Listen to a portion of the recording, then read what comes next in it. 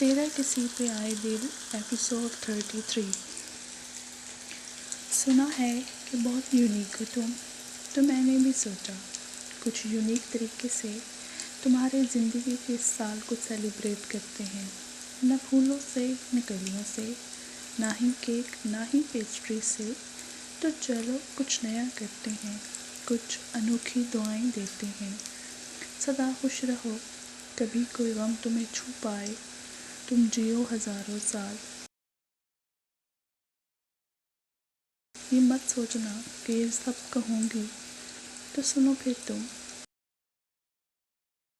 نہ پارٹی نہ بکا، تیرا میرا ایک اور سال گزرا۔ نہ وسکی پی نہ وائن، بس دوسروں کو ملی لائن۔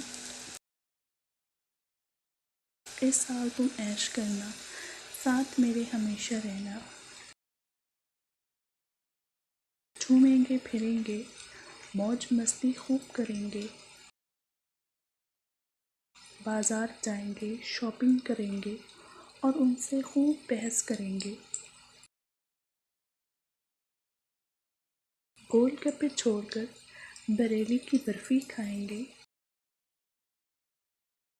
کچھ انوکھا طریقہ، کچھ نیا تڑکا، ہم تجھ کو برتھ ڈے وش کریں گے۔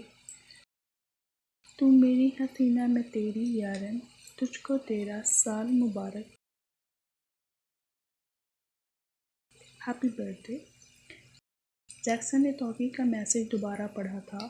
پچھلے سال توقی نے اسے یہ میسج بھیجا تھا۔ وہ پڑھتے ہوئے نم آنکھوں سے ہنس دیا تھا۔ اس نے میرے ساتھ بریلی کی برفی کھانی تھی، لیکن ہم تو سب جدائی کی مار کھا رہے ہیں۔ وہ موبائل بیڈ پر پھینکتا خود بالکنی میں چلا آیا۔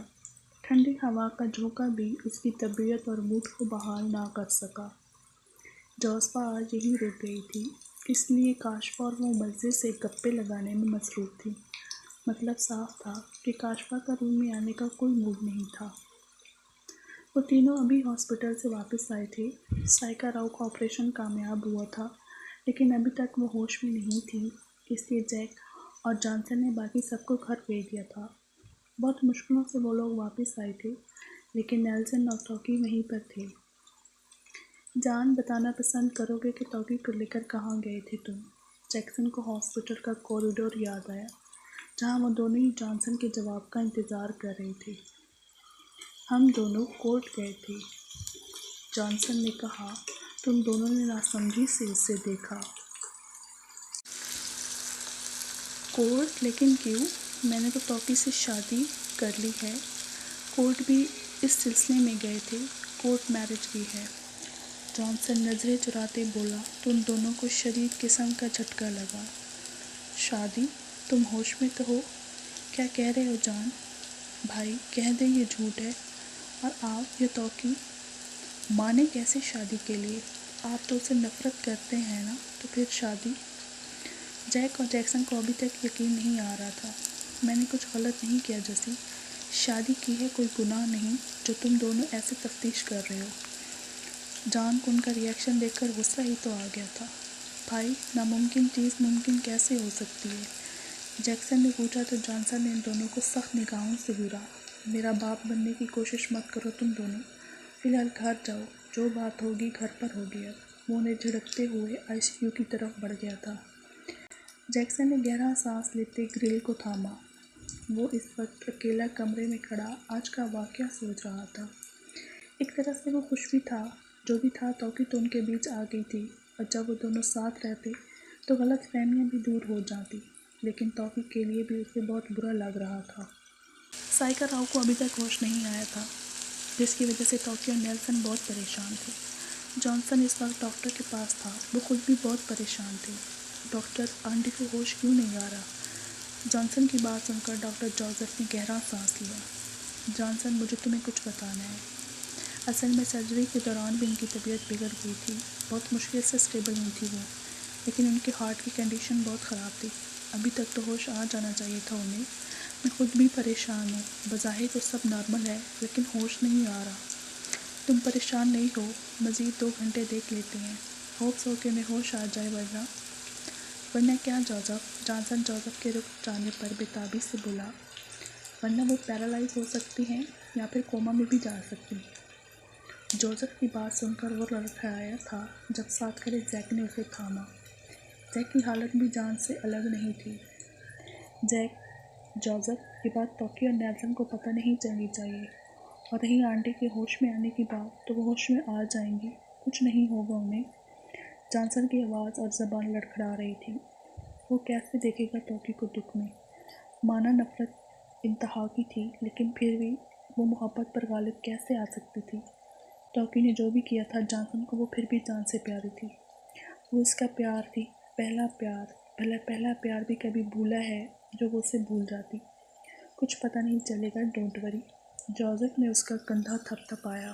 جیک سر، آپ کی بات ہوئی ڈاکٹر سے؟ ماما کو ہوش کیوں نہیں آ رہا؟ جیک کو آتا دیکھ کر وہ بےتابی سے اس کی طرف بڑھی۔ ڈونٹ وری، بات ہوئی ہے ہماری ڈاکٹر سے، انہوں نے بتایا کہ ایسے کیسز میں ایسا ہو جاتا ہے، گھبرانے کی بات نہیں ہے۔ وہ تسلی دیتے بولا۔ تھینک گاڈ، میں بہت ڈر گئی تھی جیک سر، توکی گہرا سانس لیتے بولی۔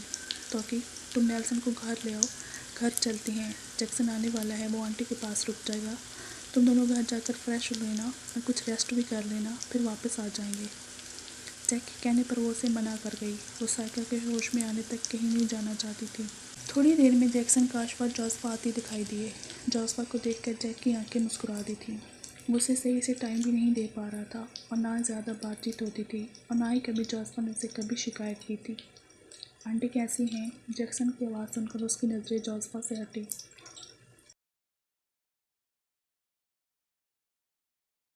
ٹھیک ہے، لیکن ابھی ہوش نہیں آیا۔ 2 گھنٹے مزید انتظار کا کہا ہے ڈاکٹر نے۔ جیک بھائی، آپ گھر چلے جائیں، ریسٹ کر لیں، پھر آ جائیے گا، بلکہ جان بھائی، توکی اور نیلسن کو بھی لے جائیں۔ میں نے سب سے کہا ہے جیسے ان میں سے کوئی بھی نہیں جانا چاہتا، اور میں ٹھیک ہوں، جیسے ہی آنٹی کو ہوش آئے گا تب چلا جاؤں گا۔ جیک بھائی پلیز چلے جائیں، حالت دیکھیں آپ اپنی، اور میں ہوں نا یہاں، آپ جائیں، ریسٹ کریں، پھر بے شک آ جائیے گا، اور اچھا ہوگا کہ گھر سے سب کے لیے ڈنر بھی لے آئیے گا، میں نے کک کو کہہ دیا تھا، اور لنچ کاشفا بھی لے آئی ہے سب کے لیے، آپ بھی آ جائیں، کھانا کھا لیں۔ جیکسن کی بات سن کر اس نے جوزفا کو دیکھا۔ اسے اس وقت کھانے سے زیادہ جوزفا کی طلب ہو رہی تھی۔ میں گھر جا کر کھا لوں گا، اور جوزفا کو بھی کھلا دوں گا، اسے گھر بھی ڈراپ کرنا ہے، کل سے ہمارے ساتھ ہے، ریسٹ کر لے گی۔ جی بھائی۔ جیکسن کاشفا کو لیے توکی کی طرف بڑھ گیا، جبکہ جیک جوزفا کو اشارہ کرتے باہر نکلا۔ جوزفا بھی سب سے ملتے جلدی آنے کا کہتی باہر آئی تھی۔ جیک کی حالت دیکھ کر وہ خود بے چین ہو گئی تھی۔ گاڑی میں بیٹھتے ہی جیک نے گاڑی کے کالے شیشے بند کرتے، اسے کھینچ کر اپنی گود میں بٹھاتے، اس کے لبوں پر لب رکھتے اس کی سانسیں بند کر گیا۔ غصہ، بے بسی، مایوسی، دکھ، تکلیف، کسی اپنے کو کھونے کا خوف، کیا کچھ نہیں تھا اس کے لمس میں۔ جوزفا کا سانس بند ہوتا دیکھ کر جیک نے اس کی گردن میں منہ چھپائے، آنکھیں بند کرتے اس کی خوشبو کے اپنے اندر سمایا۔ گھر چلو گی یا میرے ساتھ آؤ گی؟ وہ آنکھیں بند کیے بولا۔ تمہارے ساتھ جاؤں گی۔ وہ اس کے بالوں میں ہاتھ پھیرتے بولی۔ اسے خود اس وقت جیک کے ساتھ وقت گزارنے کی خواہش تھی۔ سوچ لو، پھر ریسٹ نہیں کرنے دوں گا، وہ اس کی آنکھوں میں دیکھ کر بولا تو وہ مسکراہٹ دبا گئی۔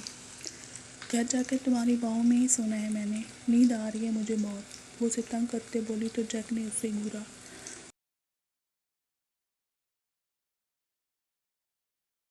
سوچ ہے تمہاری کہ میں تمہیں سونے دوں گا؟ صرف سونے سے تھکن دور نہیں ہوتی، اپنے محبوب کو چومنے سے بھی تھکن بھاگ جاتی ہے، اور آج میں اپنی تھکن ایسے ہی اتارنے والا ہوں۔ وہ گاڑی سٹارٹ کرتے بولا۔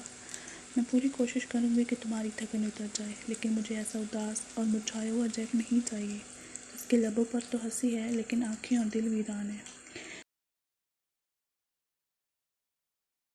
جو پریشانی میں گھرا ہوا ہے۔ وہ ابھی تک اس کی گود میں بیٹھی تھی۔ محبوب تھا وہ اس کا، کیسے نہ آنکھوں کی اداسی دیکھ پاتی۔ وہ تینوں دیوانیاں تھیں۔ کاشفا کو جیکسن کی اداسی کا پتہ چل جاتا تھا، جوزفا کو جیک کے ایک ایک ایکٹ سے اس کے موڈ کا پتہ چل جاتا تھا، جبکہ توکی کے اندر تو بسا ہوا ہی جانسن تھا۔ میں ٹھیک ہوں جوزفا، بس کبھی سوچا نہیں تھا ایسا آنٹی ہاسپٹل میں ہے۔ جان نے زبردستی توکی سے شادی کر لی، یہ سب ایسا نہیں ہونا چاہیے تھا، لیکن حالات ٹھیک کچھ ایسے ہو گئے ہیں۔ تم ٹینشن نہ لو جیک، میں جانتی ہوں حالات مشکل ہیں، لیکن میرے جیک نے اس سے بھی برے حالات دیکھے ہوئے ہیں۔ میری دعا ہے تم بہت جلد ان پریشانیوں سے نکل آؤ۔ اس کی بیئرڈ چومتے اس کے کندھے پر سر رکھ کے بولی۔ جیک نے اس کا سر چومتے ایک ہاتھ اس کی کمر میں ڈالے اسے خود میں بھیجا۔ رات کو پھر سے اچانک موسم نے انگڑائی لی تھی، ہر طرف جل تھل مچ گئی تھی۔ نیلسن کو دوبارہ ہاسپٹل جانا تھا، اس لیے صبح ہی ٹوکیو سے واپس چھوڑ آئی تھی۔ سائیکاراو کو ہوش آ گیا تھا، لیکن ابھی ڈاکٹر نے انہیں انڈر آبزرویشن رکھا ہوا تھا۔ جیکسن اور کاشفا کو بھی جان نے واپس بھیج دیا تھا۔ جیک اور جاسوا کو بھی ہاسپٹل آنے سے منع کر دیا تھا۔ کمرے میں سائیکاراو سو رہی تھی جبکہ جان ڈاکٹر کے پاس تھا۔ توکی ماں کا سر چومتے کمرے سے باہر آئی۔ اندر اسے گھبراہٹ ہو رہی تھی، اس لیے وہ ہاسپٹل کے پچھلے لان میں چلی آئی تھی۔ بارش سے گرمی کا زور ٹوٹ گیا تھا۔ اب ٹھنڈی ہوا نے اعصاب کو جیسے پرسکون کر دیا تھا، لیکن دل اور دماغ بہت الجھے ہوئے تھے۔ وہ 3 دنوں سے جاب پر نہیں گئی تھی، جس کی وجہ سے اسے نوکری سے نکال دیا گیا تھا۔ جانسن سے شادی کر کے ماں کے آپریشن کا خرچہ تو نکل گیا تھا، لیکن باقی کے اخراجات وہ کہاں سے پورے کرتی؟ نیلسن کے اسکول فیس، اس کے ہاسٹل کا خرچہ، اس کی باقی کی ضروریات، وہ کہاں سے اتنے پیسے لاتی؟ یہی سوچ اس کی آنکھیں نم کر گئی تھیں۔ اس ہاسپٹل کا ایک دن کا خرچہ لاکھوں کے حساب سے تھا۔ وہ گہرا سانس لیتے واپس پلٹی۔ اس کا ارادہ سائیکاراو کو کسی اور ہاسپٹل میں شفٹ کروانے کا تھا۔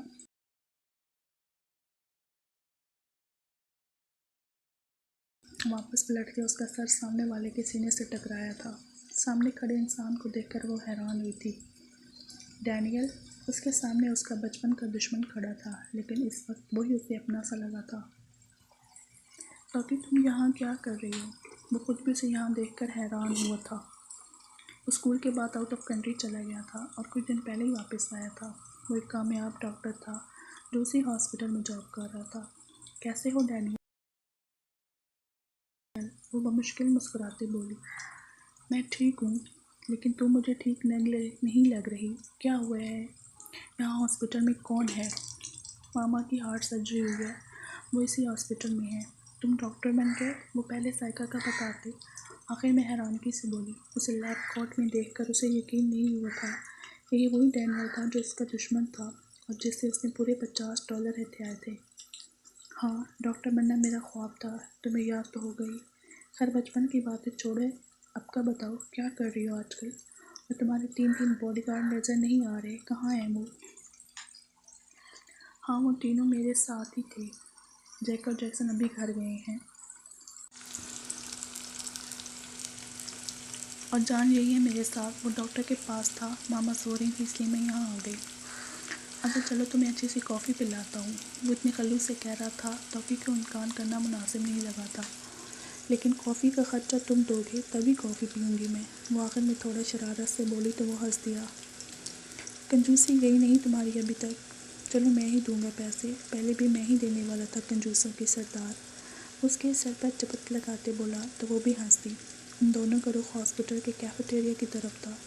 چکی پشت پر کھڑا جان سخت نظروں سے ان کو گھور رہا تھا۔